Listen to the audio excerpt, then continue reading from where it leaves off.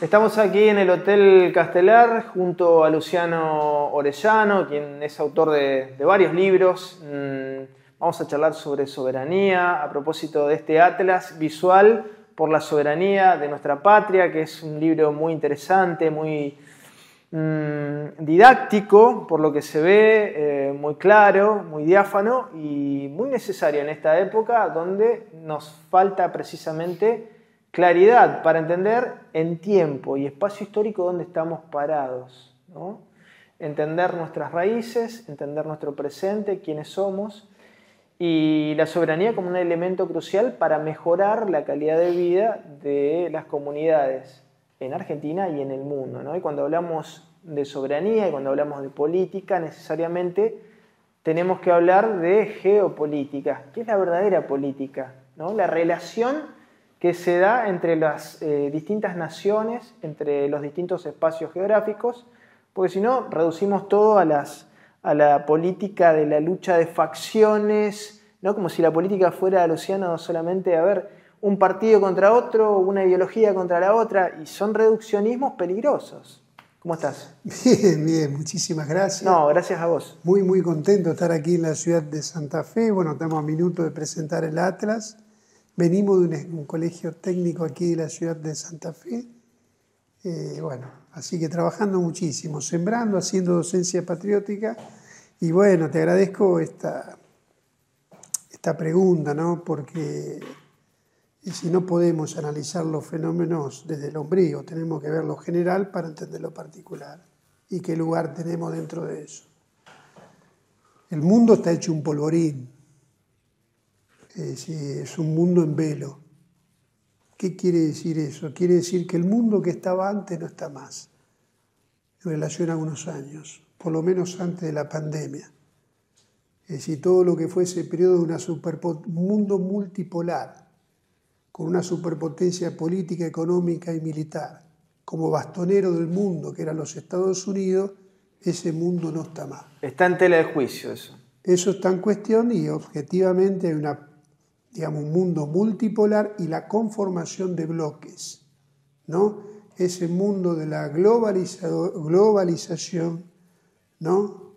Si bien siempre hubo globalizados y globalizadores, pero ese mundo global se ha desacoplado. Claro.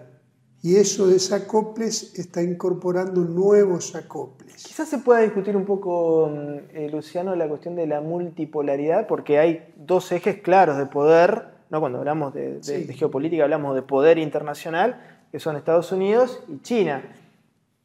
Podemos hablar de la emergencia de los BRICS, pero de alguna manera esos actores se van acomodando dentro de un juego de pinzas que proponen estos dos grandes actores, ¿no? Sí. Y es un elemento a tener en cuenta. Por supuesto que los BRICS deben ser tenidos en cuenta, el Mercosur, y hay muchos elementos a ponderar, pero partiendo de la base que es un mundo con dos ejes concretos, ¿no? Con dos ejes de poder muy fuertes. Sí, es decir, en el mundo no somos todos iguales. Seguro. ¿No? En las relaciones de poder, primero hay un ordenador, que en esta era lo ordenan las armas, como siempre. Es decir, un mundo que divide a los países entre países que tienen un poder nuclear y no. Esto es importante. Y después viene la cuestión de los bloques que se están constituyendo, es decir, un mundo multilateral, ¿no? A esta cuestión de la constitución de los bloques que tienen distintas fases, ¿no? En lo económico o en lo militar. Pero está claro que es decir, Rusia juega un papel muy importante. Bueno, hoy estamos viendo el gran drama para ir al punto y el futuro, que es lo que más nos preocupa, como siempre, es el tema de que el mundo repartido entró en un nuevo reparto después de la pandemia. Parece un juego de palabras, pero... Sí, parece un juego de palabras. Sí, todas las perspectivas de ese nuevo reparto del mundo, bajo otra forma, que es la guerra, toda la política internacional está presidida de eso.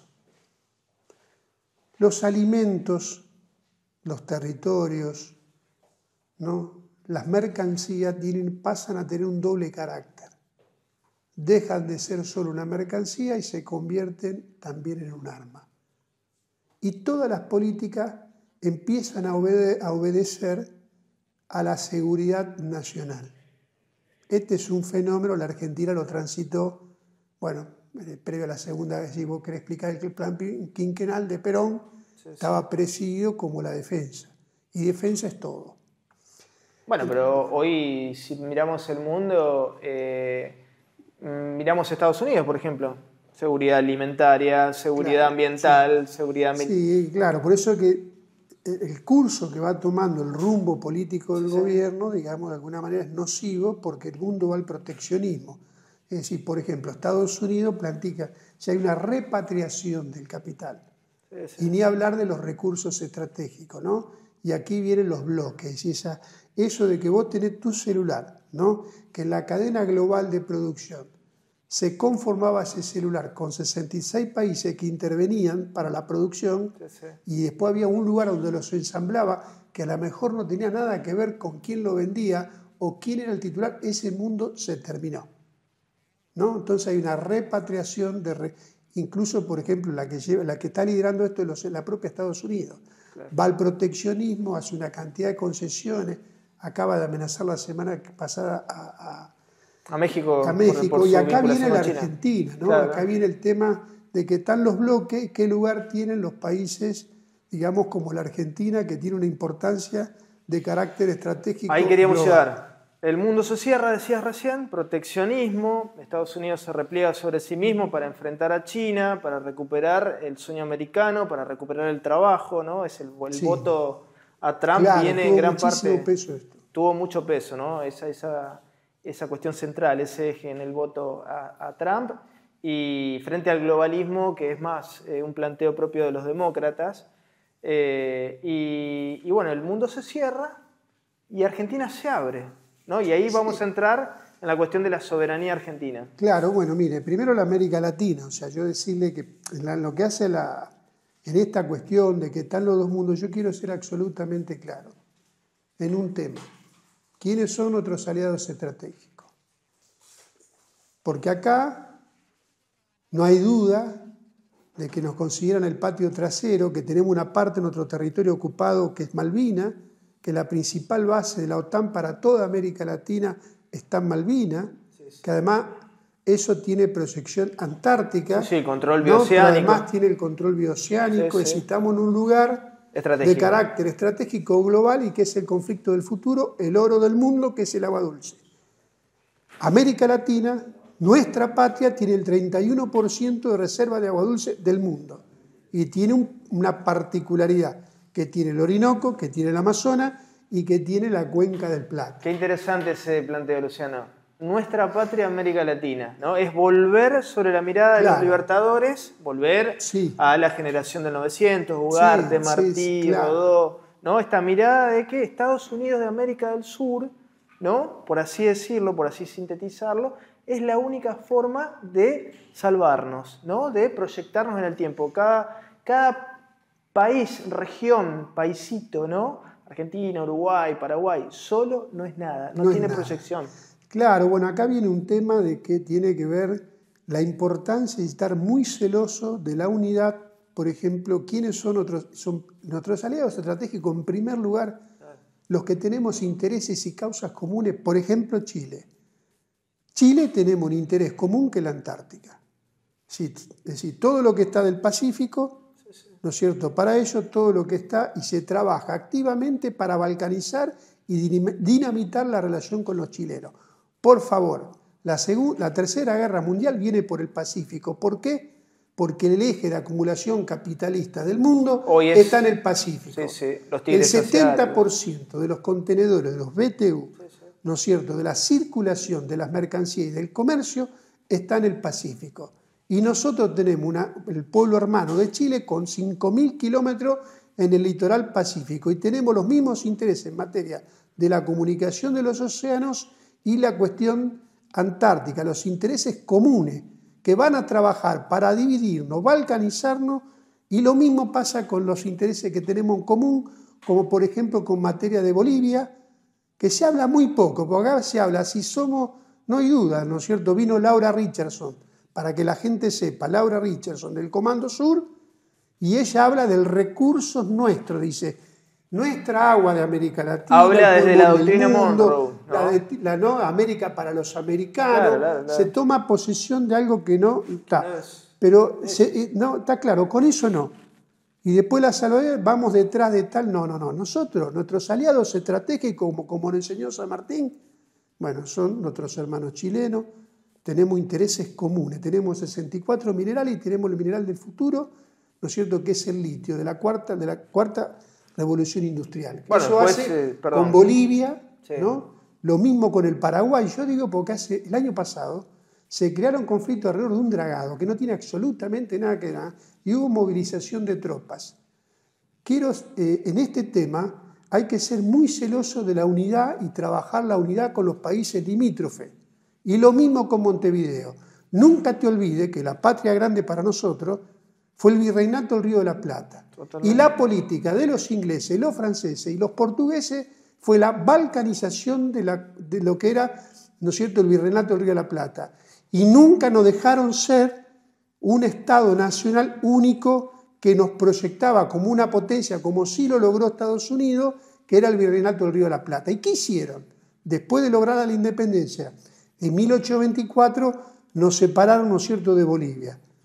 Y en ese proceso nos separaron del Paraguay. Sí, y en el 27 y el 28 nos separaron del Uruguay. Sí. Y después nos robaron las Islas Malvinas. Es decir, que siempre la política en este nuevo reparto del mundo es seguir balcanizando la patria grande, la patria nuestra, y tenemos que ser muy celosos, ¿no es cierto?, de trabajar una política activa con nuestros aliados estratégicos, que en primer lugar son nuestros países limítrofes, que tenemos causa común. Y quiero cerrarte este tema internacional con un tema muy importante, que ninguna guerra, si lo que preside toda la perspectiva de guerras globales y nuevos repartos, ninguna guerra se gana sin energía, y por eso el centro de gravedad está en Medio Oriente, porque tiene un saldo exportable del 40% de la energía mundial.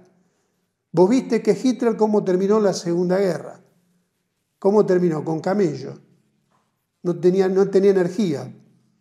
No es la única causa, una conjunción de causas, pero no tenía energía. Alemania, hoy Europa se está hundiendo porque no tiene energía. Claro. El que tenga el control de Medio Oriente tiene el control de la energía, por eso se está agudizando y tensando acá.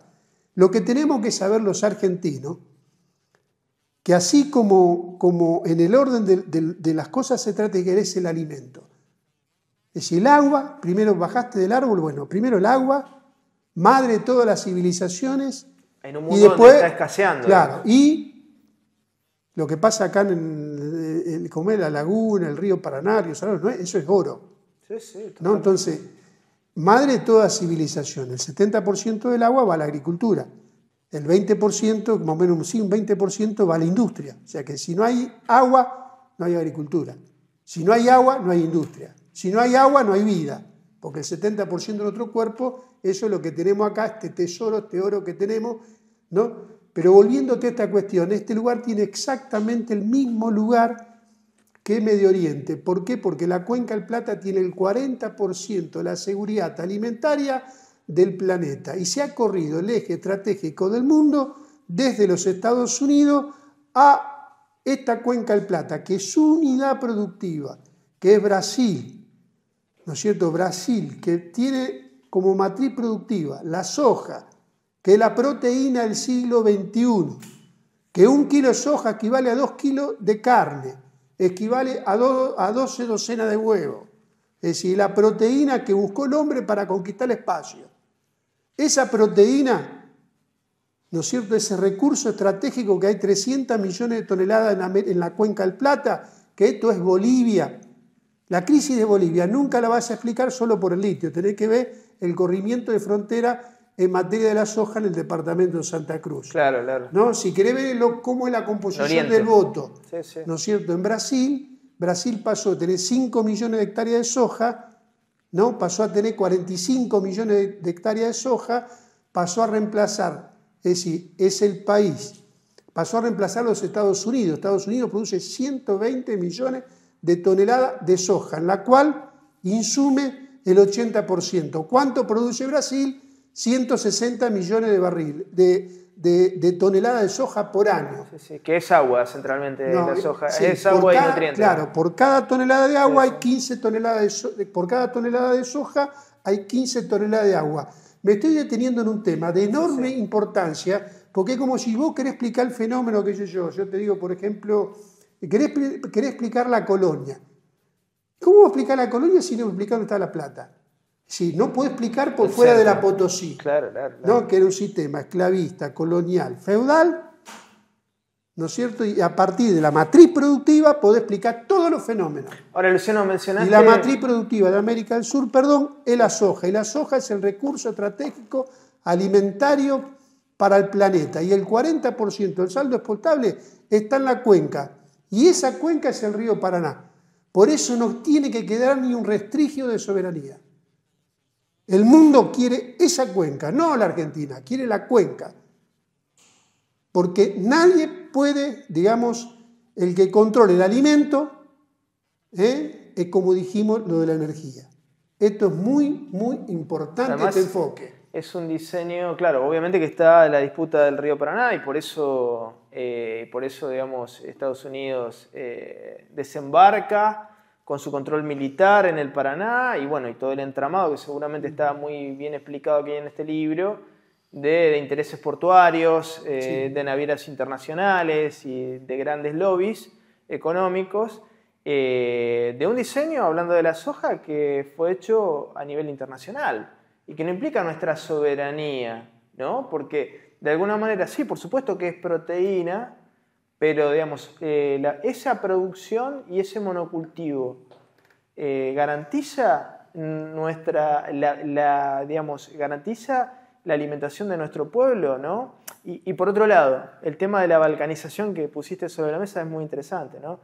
Que es una lógica histórica de los imperios y que sigue vigente, pero que no tiene únicamente que ver con las fronteras físicas, ¿no? Con modificarlas, sino también con lo cultural, ¿no? La soberanía es un espacio de disputa que obviamente tiene que ver con lo económico, con las infraestructuras, con nuestros recursos, nuestros bienes, pero también con el dominio de la cultura, con la inteligencia artificial. ¿Quién domina la inteligencia artificial? ¿No? Son debates que... Claro, la Argentina, volvimos a decir, un país bicontinental, ¿no? Tiene recursos, 5.000 kilómetros de litoral marítimo, tiene la energía del futuro, dijimos el litio, 64 minerales, 3.000 kilómetros de cordillera, tiene lo que es Vaca Muerta, que es un poco todo lo que va tratando el Atlas, ¿no? Vaca Muerta, segundo reservorio de gas ligero del mundo, y así podemos seguir. La seguridad alimentaria, esto, la matriz productiva,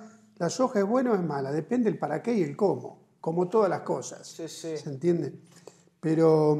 podés usar ese recurso en un sentido progresivo históricamente o regresivo históricamente. Sí, lo que hay que terminar con este discurso que confluyen neoliberales y desarrollistas, claudicantes, que nos vienen vendiendo que el único camino, hemos tenido una derrota cultural donde nos dicen que el único camino es exportar más. Es decir, ellos conciben un crecimiento de desarrollo. Perdón, Luciano, mientras Argentina es un colador, claro, porque vos exportás más y lo que exportás se va también, ¿no? Porque Argentina es un colador. Claro. Entonces no te queda ningún dólar. Esa discusión no se da. No, son temas que son importantes, esto de la cultura general. Podemos hablar del patrimonio que tenemos y las luchas que tenemos, los desafíos. Claro. En relación a los desafíos, es decir, con exportar más no alcanza.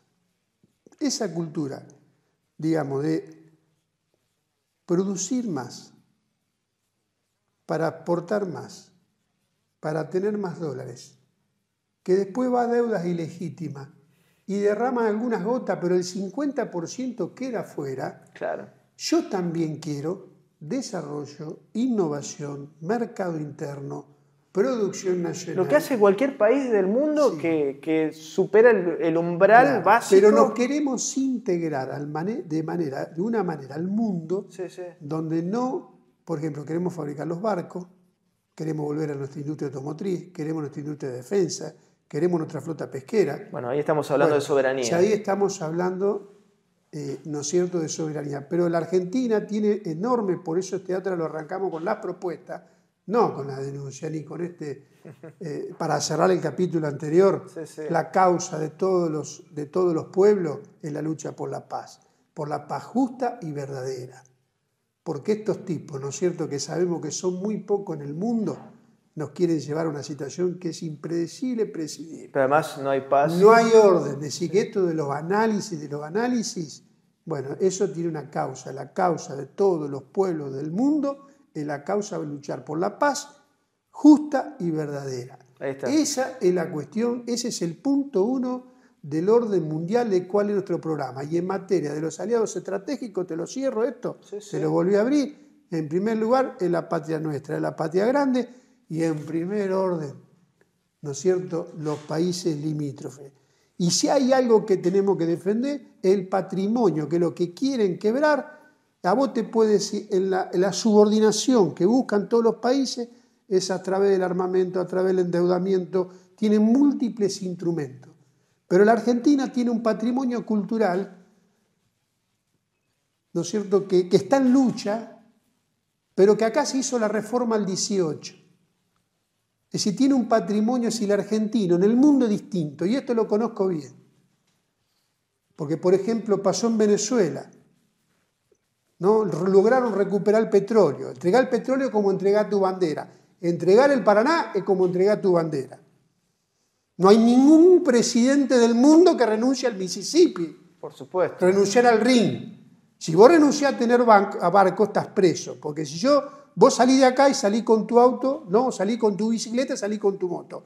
Pero si tenés que salir del río, no tenés con qué salir. Ni tenés que salir con tu producción. Para decir una cosita, una pincelada, un poquito de lo que estamos hablando. Entonces, pero la Argentina tiene un patrimonio cultural por su reseña histórica. Por ejemplo, la Toyota. Produce la Hilux.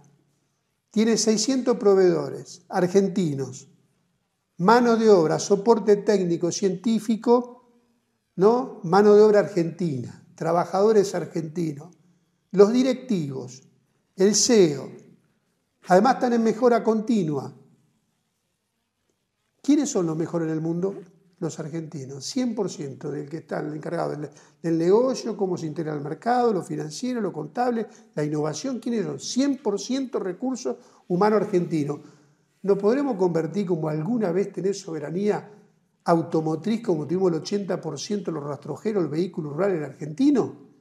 Y que en vez que eso se transforme en fuga, porque todo el trabajo argentino termina en las casas matrices y se descapitaliza el país.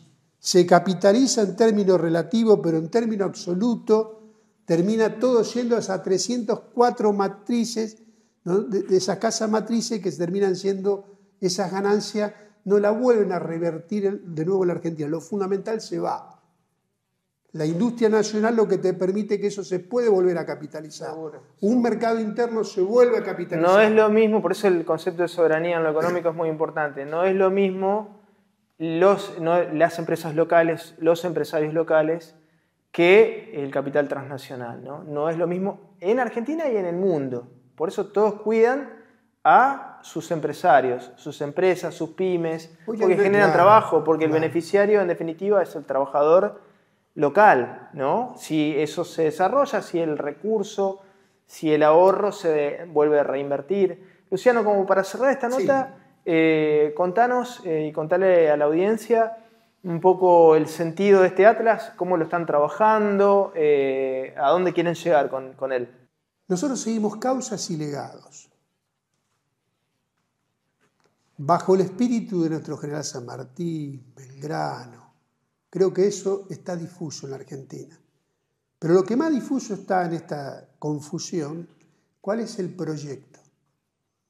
Y nosotros soñamos con tener un plan, un proyecto. ¿Cuál es el proyecto? Un proyecto y queremos un plan, si como fue el plan quinquenal. Que eso es soberanía, eso es autonomía política. ¿En qué? En la planificación, en la soberanía del pueblo, en la planificación de qué. ¿Cuál es la principal tarea de la política y de los políticos? y del Estado organizar la riqueza, defenderla, poseerla y organizarla de manera integral, a corto, mediano y largo plazo. La Argentina carece de un proyecto. ¿Cuál es el proyecto? Yo vengo hoy de la escuela industrial acá. Había un proyecto. Se necesitaba para industrializar escuelas, universidades. Hoy te proponen cerrarla. Entonces, nosotros hicimos, además, Argentina sangra por la barranca del río Paraná, denuncia. Y propone la experiencia del IAPI en soberanía del comercio, pero denuncia. Crónica Soberana ya no habla solo del río y todo lo que está en el río, ya habla de la integridad de la soberanía. Nuestros encuentros, que tuvo 2.000 participantes, 150 panelistas, de todas las corrientes, de sectores académicos, científicos, de todas las corrientes políticas, tomar lo mejor de nuestra historia y de nuestro presente. Hicimos 140 paneles. Esto es la síntesis de esos. Tomar lo mejor de los científicos, de los sectores académicos, de distintas corrientes políticas que, ¿no? Con esto. Y entonces aquí nacemos con las propuestas. Esto tiene 84 infografías. ¿Por qué? Tenemos libros de 500 páginas y tenemos infografía. ¿Por qué? Sí, para que sea más práctico la comprensión. Porque es una puerta de entrada a los grandes temas. Te presentamos 15 gráficas de propuestas de los grandes temas que la Argentina no puede renunciar. ¿Cuáles son? Después, ¿qué tenemos que defender? Vos podés decir, ¿podemos renunciar a tener un banco? No, flaco, ¿dónde vivís? O sea, acá tenemos propuestas. Y después ampliamos la denuncia, la declinación de la soberanía. Pero partimos de las propuestas, ¿dónde queremos ir? Entonces acá lo que faltan son causas, legados y proyectos integrales. Los argentinos, los santafesinos, que tenemos el privilegio de tener los ríos más hermosos, no se lo pueden entregar a una empresa belga y a 4 o 5 tipos que son de afuera. Por favor, cuando vos entregar la industria naval es como entregar tu bandera. Entregar el comercio exterior es como entregar tu bandera. Esos son 4 o 5 empresas extranjeras. ¿Cómo no va a haber una barcaza? ¿Cómo vas a tener 742 kilómetros de litoral marítimo, que es equivalente al Rin en Alemania? Alemania tiene 822 kilómetros. Pero el Rin es un cuarto del Paraná. Nosotros tenemos 3 Rin, 742 kilómetros de largo. Y renunciamos, nos roban el agua. No tenemos una sola barcaza. Ahora descubrieron que no hace falta trenes. Me estaba contando Pablo, que es un descubrimiento genial. Ni puertos. ¿No? Dicen que el Estado, en la nueva licitación del río, dicen que el Estado se va a desentender. Yo no conozco ningún Estado en el mundo, por lo que hablamos antes, que se desentienda de tener el control del trazo. A ver, vamos a retroceder. En realidad es la continuidad del plan Larkin, ¿no? Pero ese es un tema... Mirá, vamos a retroceder al año 1898, fundacional del Estado argentino, con el Ministerio de Obras Públicas. No, pero además con un discurso que dice reivindicar lo que hizo esa generación, y hacen todo lo contrario, porque están destruyendo el Estado-Nación. Totalmente, así que yo te agradezco infinitamente, si esto da para un montón. Por supuesto. Nos detuvimos en un tema que... Aspectos específicos. Sí, nos detuvimos en esto de la geopolítica, que es muy importante y que ojalá, ¿no? Porque con esto del concreto, real y las urgencias, hay un orden general, ¿no? Que eso se ha ido perdiendo en la política. Hace muchos años que a mí me dice que me ocupo de los temas estratégicos, bueno, no puedo entender ningún fenómeno de la tremenda desigualdad que nos duele hasta los huesos, porque acá lo que se necesita, acá lo que planteamos es crear 8 millones de puestos de trabajo industriales. Luciano, gracias por el trabajo que están haciendo, por los planteos y bueno, por compartir estos minutos con nosotros. Gracias a vos. Seguimos.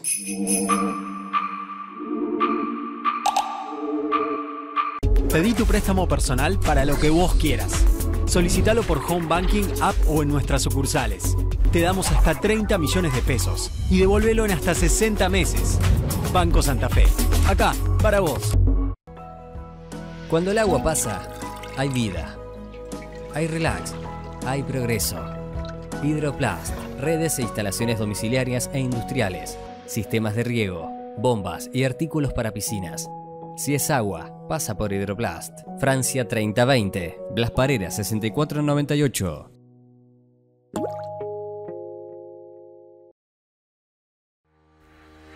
Consejo Municipal de Santa Fe, 150 años. El consejo de todas las voces.